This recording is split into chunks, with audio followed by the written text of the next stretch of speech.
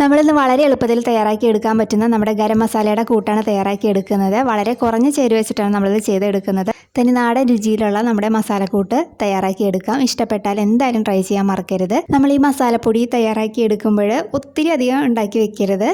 ഒരാഴ്ചത്തേക്കോ രണ്ടാഴ്ചത്തേക്കോ വേണ്ടിയിട്ട് മാത്രം തയ്യാറാക്കി എടുക്കുക. കാരണം നമ്മളിത് ചെറിയൊരു എമൗണ്ടിൽ ചെയ്ത് വെക്കുകയാണെന്നുണ്ടെങ്കിൽ ഇതിൻ്റെ ഫ്രഷ്നെസ്സും ആ മണമൊക്കെ അതേപോലെ തന്നെ ഇരിക്കും. നമ്മൾ കൂടുതൽ എമൗണ്ട് ചെയ്ത് വെക്കുമ്പോൾ ദിവസം കഴിയുന്തോറും ഇതിൻ്റെ ആ രുചിയും മണമൊക്കെ കുറഞ്ഞു വരും. അപ്പോൾ അത് നിങ്ങളുടെ സൗകര്യം പോലെ ചെയ്തെടുക്കുക. ഈ മസാലക്കൂട്ട് നമുക്ക് എല്ലാ മസാലക്കറികളിലും ഉപയോഗിക്കാവുന്നതാണ്. ഇഷ്ടമായാൽ ട്രൈ ചെയ്യുക. ആരെങ്കിലും നമ്മുടെ ചാനലിലേക്ക് ആദ്യമായിട്ട് വന്നിട്ടുണ്ടെങ്കിൽ ഒന്ന് ചാനൽ സബ്സ്ക്രൈബ് ചെയ്യാനും മറക്കല്ലേ. അപ്പോൾ നമുക്ക് മസാലപ്പൊടി തയ്യാറാക്കി എടുക്കാൻ വേണ്ടിയിട്ട് സ്റ്റവ് ഓണാക്കി ചൂടുകട്ടുള്ളൊരു പാത്രം വെച്ച് കൊടുക്കാം. അതിലേക്ക് 2 ടേബിൾ സ്പൂൺ പെരിഞ്ജീരകമാണ് ചേർത്ത് കൊടുക്കുന്നത്. അതേപോലെ 4 ഏലക്ക ചേർക്കുന്നുണ്ട്. കൂടെ തന്നെ ഒരു 5 ഗ്രാമ്പുമാണ് ചേർത്ത് കൊടുക്കുന്നത്. പിന്നെ നമുക്ക് ഒരു കറുവപ്പട്ടയുടെ കഷ്ണം ഇതേപോലെ ഒന്ന് ഒടിച്ചിട്ട് ചേർത്ത് കൊടുക്കാം.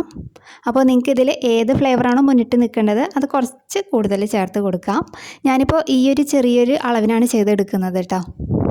അപ്പോൾ നമ്മളിത് വറുത്തെടുക്കുമ്പോൾ ലോ ഫ്ലെയിമിലിട്ടിട്ട് ചെയ്തെടുക്കുക. കാരണം അത് പെട്ടെന്ന് തന്നെ നമുക്ക് ഫ്രൈ ആയി വരും. അപ്പോൾ ഇതിൻ്റെ മൂപ്പ് കൂടിപ്പോയിട്ടുണ്ടെങ്കിൽ ഇതിൻ്റെ ഫ്ലേവർ തന്നെ മാറിപ്പോവും. അപ്പോൾ ഒരു ലോ ഫ്ലെയിമിലിട്ടിട്ട് ചെയ്തെടുക്കുക.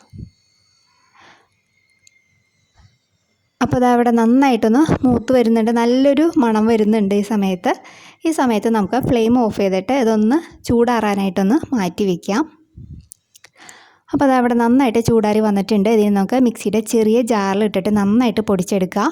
അപ്പോൾ നമ്മൾ മിക്സിയുടെ ജാർ എടുക്കുമ്പോൾ ഒട്ടും തന്നെ വെള്ളം ഇല്ലാതെ വേണം എടുക്കാനായിട്ട്. വെള്ളത്തിൻ്റെ അംശം ഉണ്ടെങ്കിൽ നമ്മുടെ മസാലപ്പൊടിയൊക്കെ പെട്ടെന്ന് കേടായി പോവും. അപ്പോൾ അതവിടെ നന്നായിട്ടൊന്ന് പൊടിച്ചെടുത്ത് കൊണ്ടുവന്നിട്ടുണ്ട്. അപ്പോൾ നിങ്ങൾക്കത് വേണമെന്നുണ്ടെങ്കിൽ ഇങ്ങനെ നല്ല ഫൈനായിട്ടും പൊടിച്ചെടുക്കാം, അല്ലെങ്കിൽ നല്ല തരിതരിയായിട്ടും പൊടിച്ചെടുക്കാം. അതൊക്കെ നിങ്ങളുടെ ഇഷ്ടം പോലെ ചെയ്തെടുക്കാം. അപ്പോൾ ഇത് നന്നായിട്ട് ചൂടാറിയ ശേഷം നമുക്കൊരു കുപ്പിയിലിട്ടിട്ട് സൂക്ഷിച്ച് വെക്കാം. അപ്പോൾ ഇഷ്ടപ്പെട്ടാൽ എന്തായാലും ട്രൈ ചെയ്യാൻ മറക്കരുത്. നല്ലൊരു വീഡിയോ ആയിട്ട് അടുത്ത ദിവസം കാണാം. താങ്ക്